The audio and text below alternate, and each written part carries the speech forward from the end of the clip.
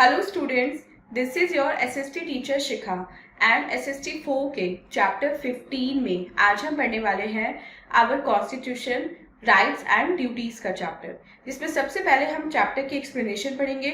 उसके बाद हम चैप्टर की एक्सरसाइज को सॉल्व करेंगे, जिससे आपको कंप्लीट चैप्टर का कॉन्सेप्ट अच्छे से समझ में आ जाए। So without wasting any more time, let's get started. So students, this is our today's chapter number 15, and the name of the chapter is our constitution, rights and duties. इस chapter में हम पढ़ेंगे अपने कॉन्स्टिट्यूशन के बारे में, जिसमें हमारी राइट्स एंड ड्यूटीज मेंशन है। तो सबसे पहले लर्निंग ऑब्जेक्टिव्स में देखते हैं आज हमें कौन कौन से टॉपिक कवर करने हैं। Our constitution, democratic, socialist, secular, republic, our fundamental rights, our duties and directive principles, ये सारे टॉपिक आज हम अपने इस चैप्टर में कवर करेंगे। तो सबसे पहले लेट्स वार्म अप सेक्शन में देखते हैं आज हमें कौन सी एक्टिविटी परफॉर्म करनी है। Name these famous personalities. अब यहाँ पे आपको 2 फेमस पर्सनैलिटीज की पिक्चर्स गिवन है। आपको उनकी पिक्चर को देख के उनके नेम्स को आइडेंटिफाई करना है एंड नीचे जो ब्लैंक्स है उसमें लिखना है। तो चलिए स्टूडेंट अपना मेन चैप्टर स्टार्ट करते हैं एंड अपनी फर्स्ट हेडिंग देखते हैं आज की, आवर कॉन्स्टिट्यूशन।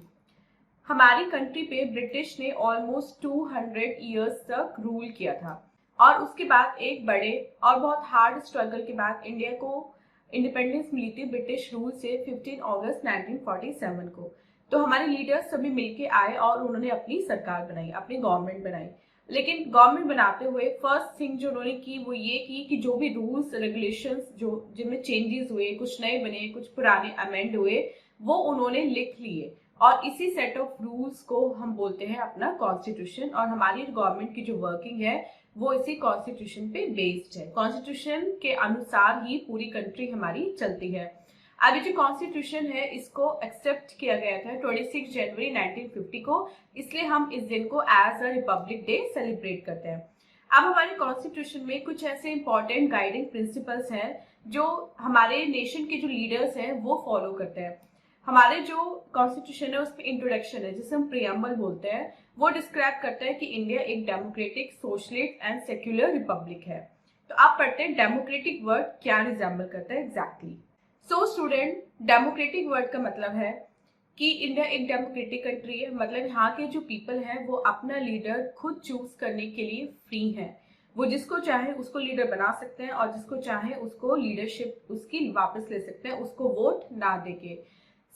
ये जो सिस्टम होता है जिसमें जो वोट देने का अधिकार होता है वो पीपल के पास होता है और उनकी चॉइस का जो लीडर है वही टॉप मोस्ट लीडर बनता है, प्राइम मिनिस्टर बनता है, प्रेसिडेंट बनता है। उसको बोलते हैं एक डेमोक्रेटिक नेशन, मतलब डेमोक्रेसी वहां पे फॉलो होती है। और अगर पीपल अपने जिस लीडर को पीपल ने चूज किया है, सपोज वो उनकी एक्सपेक्टेशंस पे खरा नहीं उतरा तो उनको ये भी राइट होता है कि वो उसको उसकी पोस्ट से रिमूव कर दे।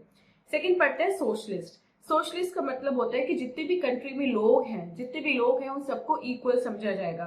गवर्नमेंट किसी भी 2 लोगों के बीच में उनकी कास्ट के ऊपर, उनके रिलीजन के ऊपर या उनके एजुकेशन के ऊपर डिफरेंशिएशन नहीं करेगी, वो सबको बराबर समझेगी और ये बोलते हैं प्रिंसिपल ऑफ सोशलिस्ट। सेक्युलर क्या होता है? सेक्युलर मतलब होता है कि हमारी कंट्री में जितने भी लोग हैं वो जो भी रिलीजन फॉलो करना चाहिए वो आराम से फॉलो कर सकते हैं। इसका उन पे कोई एक रिलीजन थोपा नहीं जाएगा। वो जो रिलीजन प्रैक्टिस करना चाहता है कर रहे हैं, रिलीजन चेंज करना चाहते हैं, कोई रिलीजन छोड़ना चाहते हैं तो वो इजीली वो कर सकते हैं। Next is Republic. इसका मतलब क्या है? इसका मतलब है कि जो स्टेट का हेड होगा वो पीपल के द्वारा इलेक्ट किया जाएगा। जैसे इंडिया में एक इलेक्टेड प्रेसिडेंट होता है, ब्रिटेन की तरह नहीं, क्योंकि वहां पे ब्रिटेन में क्या होता है, ब्रिटेन में हायरार्की चल रही है और एक ही वंश के लोग प्रेसिडेंट या प्राइम मिनिस्टर बनते हैं, जबकि इंडिया में ऐसा नहीं है। इंडिया में कोई हायरार्की नहीं चलती है, जो पीपल जिसको इलेक्ट करते हैं वही प्रेसिडेंट या प्राइम मिनिस्टर बनता है। नेक्स्ट पढ़ते हैं आवर फंडामेंटल राइट्स। हमारे फंडामेंटल राइट्स, हमें क्या क्या राइट्स मिले हमें कंट्री में रह के, यानी कि इंडिया में रह के हम क्या क्या कर सकते हैं। अब हमारे जो कॉन्स्टिट्यूशन है उसने हमें कुछ राइट्स दिए हैं और किसको लगता है अगर कि उसको उसके राइट छीने जा रहे हैं तो वो किसी भी कोर्ट में जाके अप्रोच कर सकता है, कंप्लेन कर सकता है। तो कुछ ऐसे राइट हैं: right to equality, right to freedom of speech, like we can speak freely without fear, right to follow any religion, right to justice, right to live and travel anywhere in the country, right to choose our profession, and right to free and compulsory education for all children up to the age of 14. ये 7 rights हैं जो हमारे constitution में हमारे लिए mention है।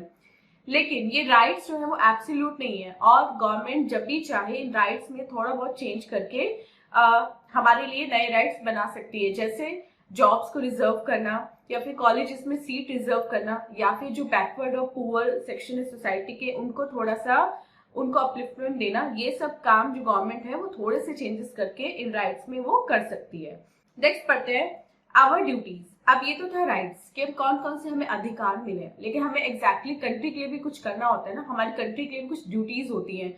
वो duties क्या है?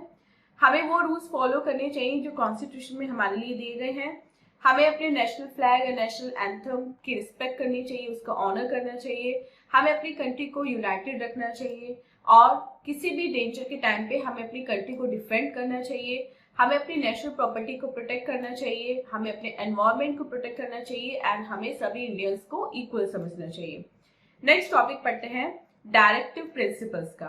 अब हमारे कॉन्स्टिट्यूशन ने सर्टेन गाइडलाइंस मेंशन करी हैं जिनको हमें फॉलो करना है जो पीपल की वेलफेयर के लिए, और ऐसी कुछ इंपॉर्टेंट गाइडलाइंस हैं कि प्रॉपर लिविंग कंडीशन सभी सिटीजन्स को प्रोवाइड करना, वर्क सभी के लिए प्रोवाइड करना, ये इंश्योर करना कि कुछ लोग ज्यादा रिच ना बने दूसरों को एक्सप्लॉइट करके, मतलब इसके लिए प्रॉपर रूल एंड रेगुलेशन है।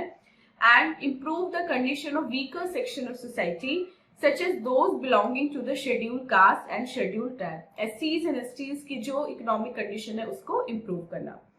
सो स्टूडेंट ये था हमारा कॉन्स्टिट्यूशन का चैप्टर। अब चलते हैं अपने लेट्स डू इट यानी कि एक्सरसाइज सेक्शन की तरफ और देखते हैं लेट्स डू इट सेक्शन में आज हमें कौन कौन से क्वेश्चन मिले हैं। First is tick the correct option, हमें करेक्ट ऑप्शन को टिक करना है। फर्स्ट क्वेश्चन देखते हैं, which of the following applies to India? Democracy, socialist, secularist, D all of these. Second, the set of written rules according to which our country is run is called constitution. Third, which of the following is not a fundamental right? Right to be treated as equal, right to follow any religion, right to choose our profession. D, right to proper living condition is not a fundamental right but it is a directive principle. Fourth, Which of these is a directive principle and not a right? अब कौन से directive principle है, right नहीं है?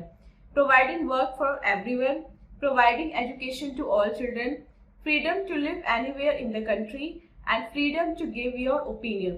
तो इसमें से providing education to all children ये हमारा डायरेक्टिव प्रिंसिपल है, राइट नहीं है। बी देखते हैं, filling the blanks with correct words. First question, the set of rules according to which our government runs is called our constitution. Second question देखते हैं, our constitution was accepted on 26 January 1950. This day is called Republic Day. Third question, the directive principles give guidelines to the government for the welfare of the citizen. Fourth, every citizen of India has certain fundamental rights. C देखते हैं, match the columns. First, 26 जनवरी को होता है हमारा republic day. Right to follow any religion ये हमारा fundamental right है। Protecting our national property ये हमारी ड्यूटी है। And providing education to all children ये हमारा डायरेक्टिव प्रिंसिपल है। So student, this was the exercise and this was the today's video. I hope आपको कंप्लीट चैप्टर अच्छे से समझ में आ गया। मिलते हैं अपनी नेक्स्ट वीडियो में इस नेक्स्ट चैप्टर की एक्सप्लेनेशन के साथ। टिल देन आप अपना बहुत बहुत ध्यान रखिएगा एंड बाय बाय।